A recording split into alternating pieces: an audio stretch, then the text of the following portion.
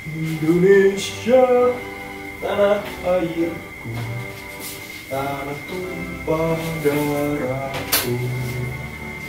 Di sanalah aku berdiri, jadi pandu ibuku. Terus. Ada. Wih, sudah mulai nih. Yo, selamat datang di channel Quantitates. Gimana kabar kalian semua? Semoga dalam keadaan baik-baik saja. Jadi di video kali ini kita akan merakit sebuah PC dengan harga sangat kere-hore, yaitu dengan budget 500 ribuan, yang dimana PC ini spesial Agustusan ya guys ya. Ya walaupun video ini mau diupload di akhir Agustus, lebih tepatnya mungkin di tanggal 31 Agustus ya. Jadi ya sedikit ngaret, jadi ya sudah, yang penting masih dalam rangka Agustusan ya kan. Dengan budget 500 ribuan, PC ini itu sebenarnya bisa untuk kebutuhan sehari-hari maupun untuk gaming itu juga bisa, bre. Dia ini udah bisa bermainin game PS2, terus itu game kekinian kayak GTA 5 itu juga bisa, coy. Gils. Saya aja sampai nggak expect kalau ini tuh bisa main GTA 5. Terus itu untuk game Valorant juga itu bisa. Mantap. Dengan FPS yang sangat memukau di atas 30-an FPS. Wow. Dengan budget 500 ribuan kalian bisa bermain game GTA 5, Valorant, dan juga PS2 itu mantap juga. Apalagi Point Blank ya, itu udah pasti lancar. Dan sebelum kita lanjut ke inti dari video ini, saya mau memberitahu kalian dulu ya. Sebenarnya PC ini bisa aja kalian rakit di harga 500 ribuan. Syaratnya yaitu kalian membeli komponen bekas. Ya gak mungkin dong beli baru dapetnya 500 ribuan. Itu sangat tidak masuk akal. Dan karena ini menggunakan barang bekas, jadinya lebih banyak resikonya. Mulai dari resiko tidak bisa nampil mungkin, atau barusan datang langsung rusak, atau ya semua itu tergantung keahlian masing-masing saat mengecek komponen bekas. Kalau bisa sih ngeceknya secara teliti, apalagi saat COD ya. Itu lebih enak, apalagi COD di rumahnya itu. Dan sesuai dengan pembicaraan kali ini, saya tuh membeli paketan motherboard ini itu dari subscriber kita, yang dimana subscriber ini menawarkan sebuah paketan motherboard H81 dengan Core i3 generasi keempat, terus itu RAM-nya 2x4GB. Itu harganya menurut saya masih masuk akal, yaitu di 300 ribuan. BTW untuk prosesornya itu saya mendapatkan sebuah prosesor, yaitu prosesor Core i3 4130, yang dimana ini adalah prosesor generasi keempat dengan LGA 1151. Dengan spesifikasi dia memiliki 2 core 4 thread, terus itu untuk TDP-nya sebesar 54 watt, yang dimana ini prosesor lebih hemat dari si Core i5 3470 yang 75. Ya beda sih, ya emang performanya juga beda. Terus tuh untuk motherboardnya, ini saya mendapatkan sebuah motherboard yang bermerek Zotac H81. Untuk keseluruhan fiturnya sih kurang lebih nggak jauh beda dengan H81 pada umumnya ya. Cuman ada satu nih yang spesial menurut saya, yaitu dia sudah support USB 3.0 untuk di back panelnya, untuk di belakang ya. Tapi kalau untuk di front panelnya dia belum support, jadi ya oke lah. Udah USB 3.0, lumayan coy. Dan untuk video dokumentasinya kalian bisa aja cek video di sini ya kan. Dan ini orangnya, subscriber dari lama orangnya. Say hi. Hai. Nah, jadi ini adalah sebuah video. Ini adalah subscriber lama. Dari saya masih sekitar 1000 subscriber kalau nggak salah ya. Dia udah support channel ini coy. Gile banget guys tuh. BTW dia juga punya channel YouTube yang namanya Sulhan apa gitu, lupa. Nanti pokoknya nanti bakalan ditampilin di sini dah. Terus itu untuk part yang lainnya juga ini saya beli di lokal ya. Misalnya untuk si power supply dan casingnya ini saya beli di tempat langganan saya, yaitu ada di cukup jauh sih kalau dari rumah. Itu nama tokonya Komputer Kemiling BKP kalau nggak salah ya. Nanti pokoknya saya tunjukin juga gambar mapsnya di video ini dah, biar nggak ribet, soalnya ini otak udah mulai agak-agak pikun ya. Udah tua lu bang. Lalu untuk HSF, terus itu hard disk, itu saya membelinya di Onen. Dan untuk casingnya ini adalah casing yang begitu spesial Agustusan ya kan. 1945 Indonesia merdeka, gila, dengan emboss stiker yang saya beli sendiri. Ya intinya biar mewarnai PC ini tuh begitu Indonesia banget gitu. Ini ada bendera Indonesia sininya. Iwan Fals, oi, orang Indonesia. Yang dimana casingnya ini saya cat sendiri, saya repaint sendiri, saya pokoknya custom sendiri. Jadinya seperti ini. Mungkin proses singkatnya bakalan saya tampilin juga ya kan.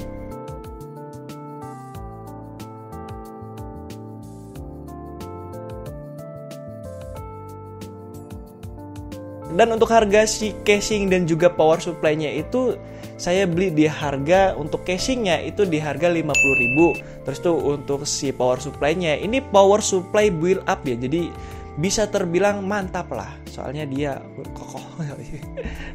Mereknya dari Light On. Jadi ini mantap sih.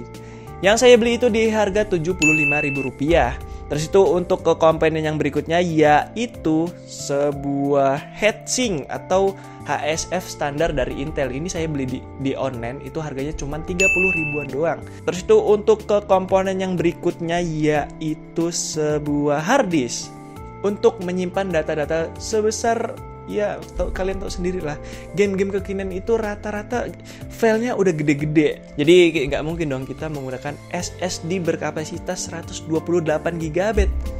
Nggak cukup juga budgetnya, nanti nggak jadi 500 ribuan, jadi 600 ribuan malah.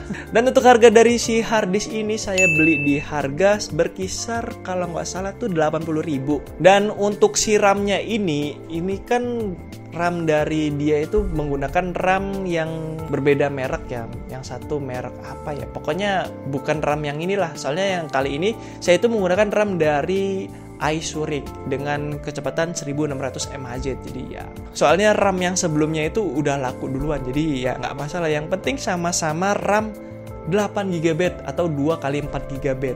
Nah, jadi itu dia untuk komponen yang kita gunakan pada rakitan kali ini. Dengan total harga yaitu Rp535.000 saya merakit PC ini. Ya, itu belum termasuk ongkir, belum termasuk bensin, belum termasuk pilok, dan juga apalagi ini saya udah tambahin sebuah fan RGB biar nyala-nyala. BTW ini belum dinyalain ya. Nah, ini udah ada nyala-nyala RGB-nya. Bakalan saya tunjukin aja, nggak apa-apa lah. Janjang, wanjay. Isi gaming ya bang? Kok nggak nyampil bang? Sabar, ini monitornya agak lain. Nah, dia sudah nampil. Ini taruh mana ya biar kelihatan ya? Udah pegang aja lagi nih. Indonesia merdeka. Nah, untuk tampilannya seperti ini dengan total harga yaitu Rp535.000. Apakah worth it untuk harga segitu? Menurut saya sih worth it coy. Soalnya pasarannya ya memang segitu sih. Apalagi untuk performa yang dihasilkan, nanti kalian lihat sendiri untuk performanya.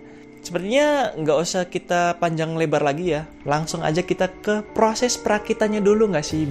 Nggak afdol kalau kita merakit PC nggak ada proses video perakitannya. Tapi ya kita time slap aja ya kan. Let's go!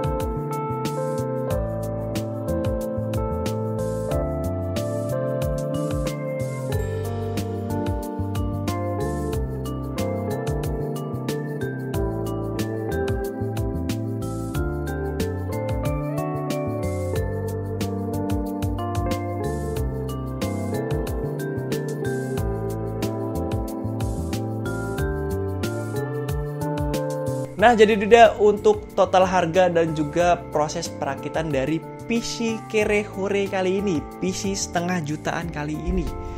Yang berikutnya yaitu adalah kita akan mengetes PC ini bermain game-game kekinian, mulai dari game Valorant, GTA 5, PS2, terus itu apa lagi ya, pokoknya semuanya kita tes lah. Ya nggak semua sih, ada beberapa game yang nggak bisa dimainin dan juga ada beberapa game yang bisa dimainin cuman dapat 3 FPS. Contohnya Naruto Storm 4 udah dicoba. Udah langsung aja kita ke tes pengujian gamingnya, let's go.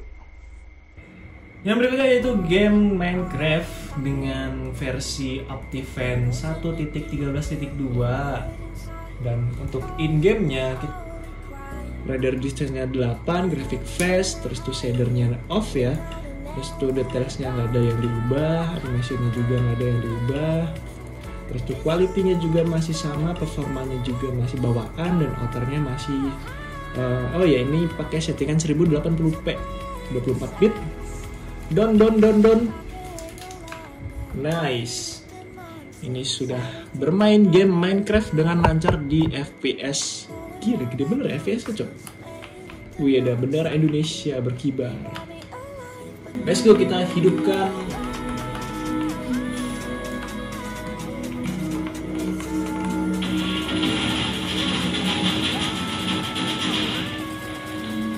anjay sampai 6 FPS, cok. Next yang game ke berikutnya yaitu Valorant dengan settingan 720p. Ini dia 1280 kali 720 pixel. Itu grafiknya low ya, rata kanan atau rata kiri lah. Terus itu apa lagi nih? Nah, visinya kita offin karena kita mau lihat seberapa besar sih ini. Kira-kira dia dapat berapa FPS? The heck? Masih dapat 60 FPS, bre. Anjir. Tapi ini mapnya lo lihat sendiri ya. Burik anjay.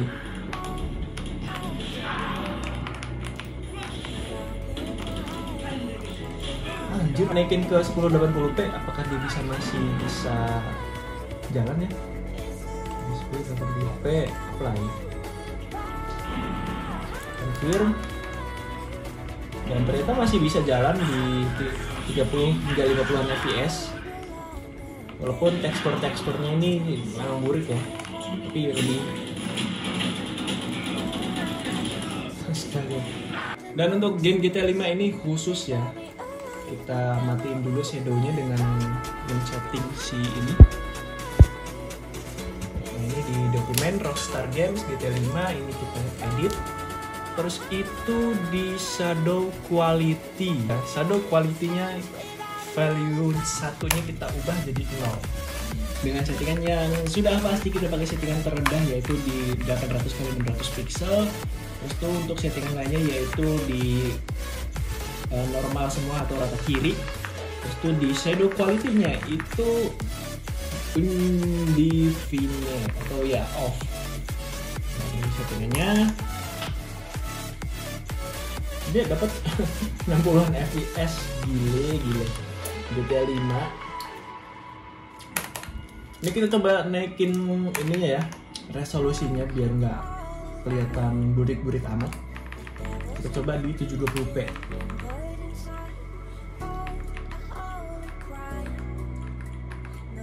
Nah ini dia 1280 kali 720 pixel. Shit. GTA 5 dapat 40an fps. Settingan 720. Kita naik mobil dulu.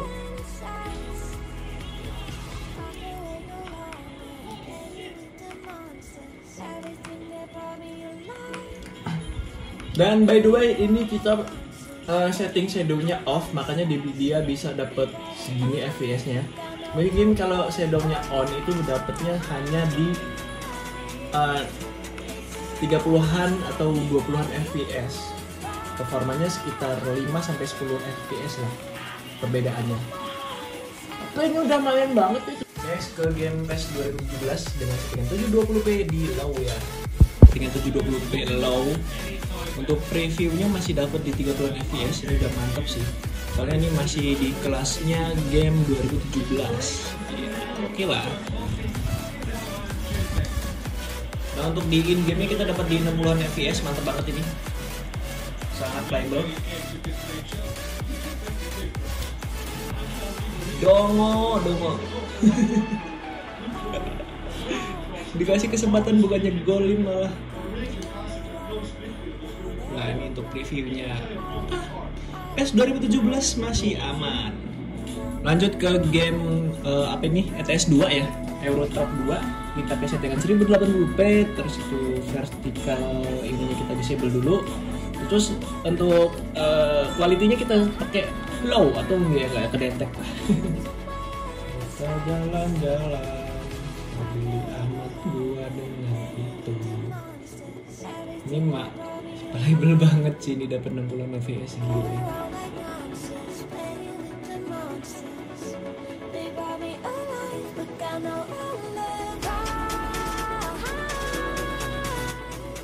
Alamak. Lanjut ke game Far Cry 4. Ini kita main game Far Cry 4 dengan settingan 720p pastinya. Terus tuh dengan grafik kualitasnya low. Oke, ini udah masuk ke in-game-nya, ternyata kita cuma dapat di 17 hingga 20-an fps. Cuman kelihatannya kalau kita main di ini itu kelihatannya cukup lumayan lah, masih bisa jalan. Untuk game most wanted kita pakai settingan bawaan ya, di level of detailnya di paling kiri atau nggak ada ya. Terus tuh untuk resolusinya di 60x480. Cuman ini untuk set terlihatnya ini bener-bener udah HD sih. Dan ternyata dia dapat di 70-an fps. Mantep banget ini main game Legend. Lancar banget, cuman ini settingannya ya begitu ya.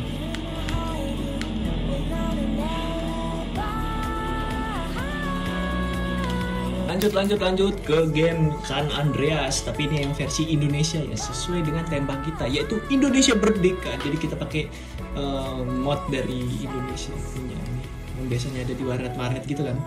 Untuk pengaturannya kita pakai tampilannya di kecerahan gini, yang lain ya. Nah ini jarak penggambarannya kita naikin dah. Terus kita pakai 1080. Terus ininya tinggi, mati, nyala, pokoknya settingannya begini kayak gini lah.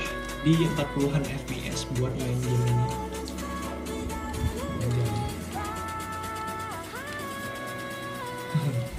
Ucok. Oh ya, kita pakai mod kebanggaan kita yaitu Sindra Tensei. Chibaku Tensei coy. Wah anjir. Masih playable di 20-an fps. Ini bakalan turun ya. Bang, udah bang. Ya mati dong. Innalillahi.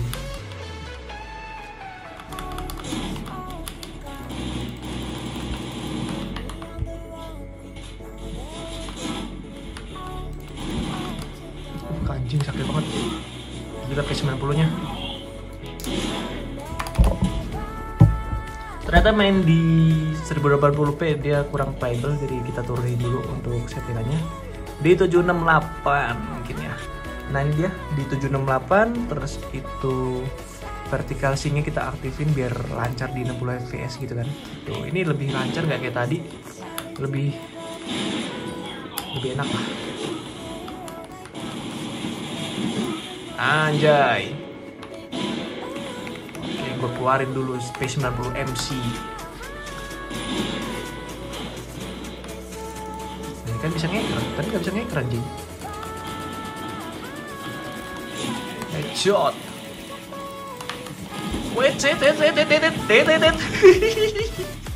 Game yang berikutnya yaitu adalah game PS2. Ini kita pakai di auto standar. Itu renderingnya kita pakai settingan 450 pixel ya, karena ini cukup berat sih kayaknya. Linear PS2, oke, ini nggak ada yang di setting, teksturnya juga nggak ada. Nah ini untuk game Basara kita dapat di 60-an fps bre, cuman ya di settingan di, cuman ini lancar banget sih menurut saya. Di settingan 420 pixel ya.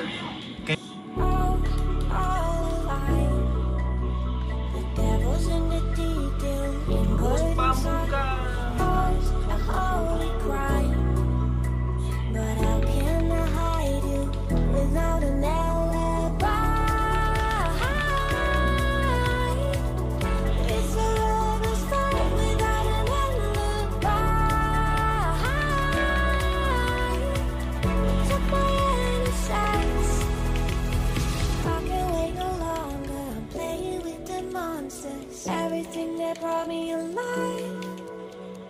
Going around like monsters, playing with the monsters. They brought me alive, but got no alibi. It's a Sayangnya untuk game seperti Underground 2 ini sepertinya kurang playable ya, dia di bawah 60 fps, cuman terlihatnya sih ini masih oke lah di 40-an fps. Kadang dia juga dapat di 60-an fps, jadi ya oke lah, is oke. Masih playable.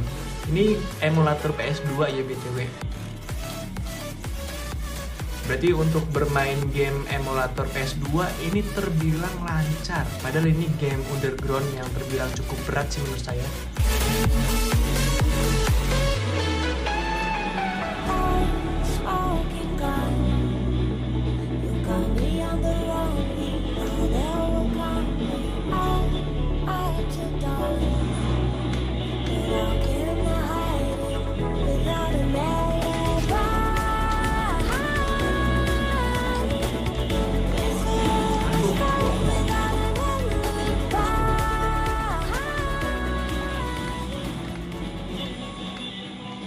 Nah, jadi tidak untuk performa dari PC 500 ribuan kali ini. Gimana menurut kalian? Menurut saya sih, wah gila sih. Gokil abis. Dengan harga segitu kalian udah bisa bermain game GTA 5 di settingan 720p, dapat 40-an FPS. Bahkan kadang bisa nembus ke 60-an FPS. Terus itu untuk game Valorant di settingan 720p, kita masih bisa dapat angka yang cukup mantap coy, di atas 60 fps. Gila banget. 720p jir tanpa VGA bisa main Valorant. Emang se-powerful itu ya generasi keempat tanpa VGA. Baru tahu loh. Dulu pakai gen kedua dan juga gen 3 tanpa VGA kok ampas banget. Sekarang kok wah, mantap. Terus itu untuk game seperti Minecraft, ini kita main di versi menengah ya, versi tengah-tengahnya. Nggak terlalu lama dan juga nggak terlalu baru. Itu dengan versi 1.13. Yang dimana untuk main Minecraft ini itu lancar banget di atas 60 fps. Dia seenggaknya di atas 40-an fps lah. Dan kadang ya 30-an fps itu masih lumayan, nah apalagi di settingan 1080p. Terus untuk game seperti game PS2 itu semua game lancar. Bahkan game-game seperti Burnout, terus tuh Underground itu lancar bro. Sebelumnya walaupun pakai VGA itu nggak lancar, mungkin karena updatean terbaru dari PCSX jadinya lebih lancar ya. Mantap dah. Terus itu untuk soal konsumsi daya, bisa dibilang PC ini cukup irit daya. Saat di kondisi idle itu masih di kisaran 40 hingga 50-an watt. Terus itu saat menonton YouTube di settingan 1080p, wah ini masih kuat loh nonton 1080p. Itu memakan watt hanya berkisar di 70 hingga 80-an watt. Ya lumayan lah. Terus saat bermain game GTA 5 itu bisa menyentuh di 90-an watt, kadang juga bisa nyentuh di 80-an watt, ya kira-kira segitulah. Enggan menyentuh di 100-an watt. Yang bisa dibilang ini lumayan irit lah. Nggak terlalu boros amat dan juga nggak terlalu irit-irit amat. Jadi ya cukup. Apalagi dengan harga 500 ribuan. Dan seperti itulah untuk video kali ini. Kalau saran dari saya sih memang untuk power supply-nya lebih dipertimbangkan lagi. Karena untuk PSU yang kita gunakan kali ini kan ya memang PSU bekasan dari PC build up yang memiliki durability yang cukup oke. Cuman kan ya ini kan PSU udah dipakai jangka yang lumayan panjang. Apalagi ini PSU bekas kantoran. Udah pastilah tiap hari pasti dihidupin. Jadinya untuk performanya atau untuk kapasitasnya itu udah nurun, terutama di kapasitornya ya kan. Jadi ya kalau bisa sih beli baru, cuman harganya nanti nggak 500 ribuan lagi. Nambah 500 ribu buat PSU baru, cuman itu aja sih. Terus itu untuk upgradable-nya nih, karena PC ini nantinya bakalan kita upgrade ke depannya, mulai dari prosesornya nanti bakalan kita upgrade. Terus itu RAM-nya kita tambahin, ini kan masih 8 GB. Terus itu kita tambahin juga dong sebuah VGA card biar bisa main game-game kekinian, terutama game-game yang membutuhkan kartu grafis yang cukup bagus. Kalau kita mengupgrade prosesor dan juga VGA, pastinya nantinya kita bakalan mengupgrade PSU-nya juga, ya minimal di atas 450 watt itu udah cukup. Tapi kalau di bawah 400 watt ya, apalagi ini PSU masih 250 watt ya, jadi ya mungkin nanti kita upgrade step by step biar nantinya PC ini bisa kita gunakan untuk live streaming, bre. Mantap. Dan segitu aja untuk video kali ini. Like jika kalian suka dengan video ini, dislike kalau enggak. Jangan lupa buat kalian yang belum subscribe, silahkan di subscribe dulu. Saya Sultan Maulana selaku owner atau pemilik channel ini. Maaf jika ada kesalahan kata maupun fakta. And say you goodbye. Sampai jumpa di lain video. Ngantuk Ci, sumpil. Ini belum tidur semalaman. Edan emang, demi PC ini upload di bulan Agustus pokoknya. Saatnya tidur.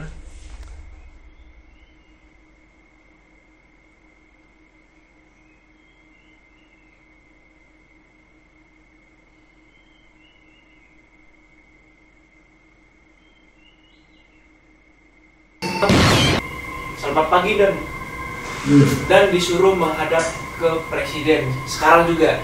Bentar, saya sholat dulu. Oh, tidak bisa. Lu